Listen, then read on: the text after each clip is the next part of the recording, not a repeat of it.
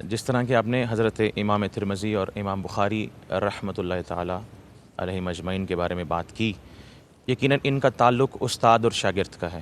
یہ بڑا ہی مقدس ایک تعلق ہے، اور اگر ہم ان دونوں احباب کی سیرت کو اٹھا کر دیکھیں، ان کو پڑھیں، تو یقیناً امام ترمذی رحمۃ اللہ علیہ تعالی امام بخاری کے شاگردوں میں سے ہیں، آپ کے تلامذہ میں سے ان کا شمار ہوتا ہے، اور انتہائی ذہین، فتین اور محدث، اور اللہ تعالیٰ نے علم، فضل، تقوی، زہد اور ذکاوت سے آپ کو نوازا تھا۔ ٹھیک۔ لیکن اس کے باوجود بھی جو حضرت امام بخاری ہیں، وہ تمام شاگردوں میں سے ان پر ذرا ایک ناز فرمایا کرتے تھے، صحیح۔ اور اکثر اوقات امام بخاری ان کے حوالے سے کہا کرتے تھے کہ جتنا علم آپ نے مجھ سے سیکھا ہے، اس سے زیادہ علم میں نے آپ سے سیکھا ہے۔ اللہ اکبر۔ اور حضرت امام ترمذی رحمۃ اللہ تعالی، جب آپ یہ بھی جانتے ہیں، یقیناً اس بات کا سب کو علم ہے کہ بہت ساری روایات امام بخاری نے حضرت امام ترمذی سے لی، تو کتاب المناقب کے اندر حضرت علی کے حوالے سے ایک روایت نقل کی گئی،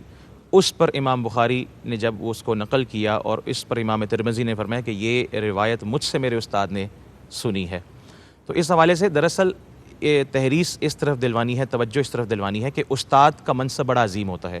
استاد جب وسیع الذہن نہیں ہوگا اور اعلیٰ ظرف کا مالک نہیں ہوگا، تو وہ اپنے آپ کو منوا نہیں سکتا، وہ کسی سے عزت نہیں کروا سکتا۔ امام بخاری رحمۃ اللہ تعالیٰ کے اس عمل نے دراصل بتایا کہ اگر چاہے آپ علم کے منصب پر فائز ہو، اللہ تعالیٰ نے ہم کو علم، ذہانت، فطانت عطا فرمائی ہے، لیکن دوسروں کو عزت دینا، اپنے سے چھوٹے کو عزت دینا، یہ دراصل سیرت رسول سے ہے۔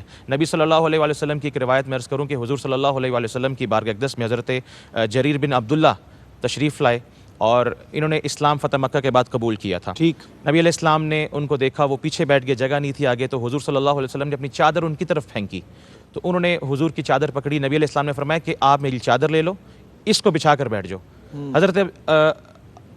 حضرت صحابہ کے ان عمل میں سے پتہ چلتا ہے کہ عبداللہ ابن جریر جو ان سے تھے، ان کا معاملہ یہ ہوا کہ ان کی آنکھوں سے آنسو جاری ہیں، اور روتے ہوئے حضور کی بارگاہ میں عرض کرتے ہیں، یا رسول اللہ، میں کس طرح سے آپ کی چادر بچھا کر اس پر بیٹھ سکتا ہوں؟